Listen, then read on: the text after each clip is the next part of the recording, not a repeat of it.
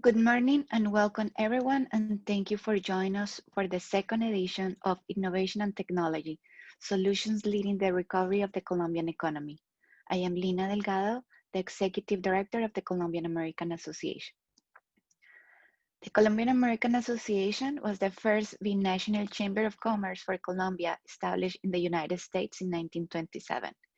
We are a private, non-profit business organization that seeks to disseminate up-to-date information on economic, financial, and political matters and promote commercial and cultural ties among the people of the two nations. We are honored to have President Iván Duque opening the discussion in this two-day conference, which will provide a platform for important actors from the public and private sectors, as well as Colombian trailblazer entrepreneurs to discuss the challenges and opportunities facing Colombia and the rest of the world during these challenging times. Our guests will also discuss how technology and innovation are key players in the reactivation of the Colombian economy, which has been devastated by the COVID-19 pandemic. I would like to thank our sponsors who made this webinar possible, Wilke Farhan Gallagher, Content Room, and our partners, Philip Morris International, WeWork, Look for Capital, Cámara Colombiana de Comercio Electrónico, LAFCA, Nearshore Americas. I want to give a special thanks to Ambassador Francisco Santos, who gave us all the support with this conference, Mario Hernandez, Consular Minister of the Colombian Embassy in Washington, and the offices of ProColombia in New York, Washington, and Bogota. I would like to introduce Stephanie Junger-Moat, the President of the Board of the Colombian American Association, who will introduce the President Iván Duque. I hope you enjoyed this conference, and Stephanie, the floor is yours. Thank you, Lina. Good morning. My name is Stephanie Junger-Moat, and I'm currently the head of the board of the Colombian American Association. It is my pleasure to welcome everyone today. 2020 has challenged us all. It has demonstrated as well as tested the need for decisive, empathetic, and agile leadership. Leadership that has been forced to cope with multiple fronts of continued crisis. No one has been immune, and the consequences are only slowly being understood. Our hope at the Colombian American is that this conference serves to highlight the strong and broad economic base that Colombia has developed over the past decade, a base that will enable it to reactivate its economy quickly and effectively in 2021.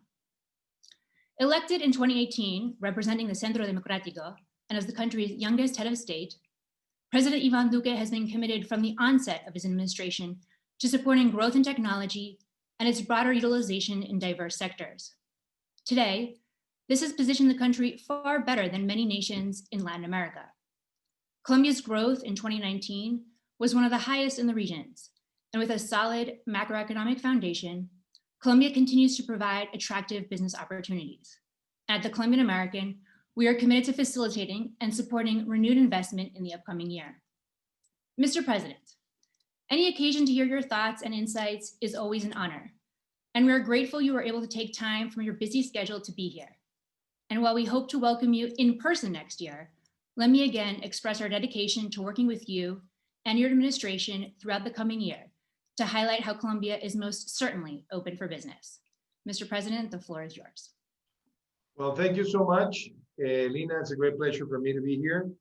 I also wanted to express my gratitude to Christian Murle, to Juan Esteban Orduz, and to many other sponsors and members of this great panel. I'm here joined by Victor Muñoz, who's my presidential advisor for technological transformation.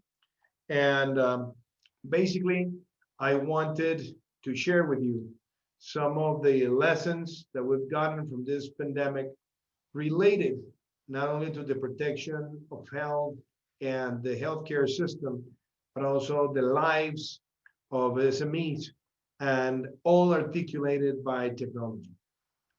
As we all know, this has been a major crisis for the world that has produced impact on the tourism flows, on transit, that has produced great affections in terms of the value of commodities, that has also affected the capacity of many developing countries to access to sorts of financing, we have seen many lines of affection from this pandemic. When we first started facing the pandemic, and that was 9 months ago, we decided that we wanted to be the first country in Latin America to be able to produce molecular tests, and we did so. And we defined that we were going to expand the capacity of producing tests around the country. And today we're getting close to 7 million tests that have been performed.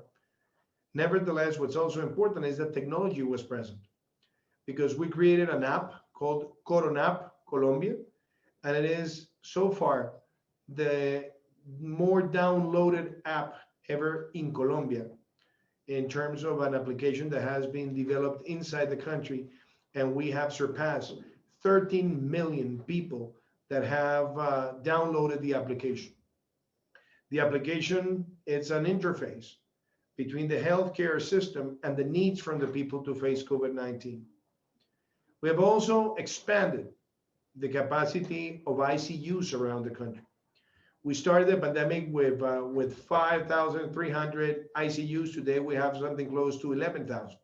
That means we have been able to duplicate the amount of ICUs in the country. And even before the pandemic began, we were one of the countries in Latin America with the highest rate per 100,000 inhabitants of ICUs. Today we're the leader. And we have also seen that technology has played a very important and instrumental role, because we have a data monitoring system that allows us to know in real time how many ICUs are available, how many ICUs have COVID patients, how many ICUs have patients with other pathologies, and it raises red lights or orange lights when needed. And that's also very important for the planning to face the pandemic. Something that has also been very important is that so far, when it comes to deaths per million and contagions per million and lethality rate, we have performed in comparison to other countries in a much better way. And the usage of technology has been also very important, because we have developed a mechanism that we call PRAS, which is testing, pruebas in Spanish, rastreo, and it is to seek the chain of transmission, sorry. And we have also created a mechanism to have a specific isolation. We call it PRAS, and it has become a tool that has not only a call center, but we have people that are tracing every case that comes out positive. And that's also a demonstration that technology has been present in that type of response. Now, since we know the pandemic has also impact on multiple sectors, it's also interesting to say that to protect the poorest of the poor, for the first time in just weeks, we created a system to get to the families that had never received a conditional cash transfer, but that were highly vulnerable. And we got to create a database of more than 3 million people. And we have been able to deploy the resources so that they can receive monetary attention in the midst of the crisis. We have called these Ingreso Solidario, which is solidarity income, and it's going to be present until June next year. But the most interesting thing is that we have worked jointly with the Colombian financial system so that we can make the transfers to electronic wallets. And that has pushed and accelerated our transition to become the leader in financial inclusion in Latin America. And in fact, for the second year in a row, we have been recognized by the Inter-American Development Bank as the #1 country in Latin America in terms of financial inclusion. And that is because we have made the transmission of all the resources to attend the people in need one of the most important elements on our way to contain the effects of COVID-19. And I should say as well that when we talk about conditional cash transfers, technology have also supported us so that we get universal coverage of people above 70 that are highly vulnerable, so that they also receive the transfer of resources through virtual wallets. So that's how technology has also helped us have the programs to address this specific obstacles. Now, it's also very important to say that we have been able to subsidize between 40 and 50% of the payroll for those workers of companies that have lost their income 20% or more. And we're now subsidizing more than 3.3 million workers with that instrument that is going to be available until March next year. And we have also been able to use technology to monitor, to focalize, and to produce the impact that we want. Now, it's also important to say that in terms of the healthcare system and in terms of education, we have been able to use technology to accelerate the process of quality and at the same time, the process of letting everyone feel that they're not behind. So in terms of the healthcare system, we introduced a regulation to expand telemedicine. And we passed from 400,000 people that were using online consultation to more than 7 million people. And we have done that with technology, with connectivity. We've also introduced the electronic invoicing for the healthcare system and for other sectors. And we have also, in terms of education, expanded like no other time before, virtual education in Colombia. And for places with low connectivity, we have been able to use public media to be able to connect the needs of education with the capacity of teacher to transmit knowledge. We can also say that technology has also been present in the way that we have been able to protect and attend other sectors.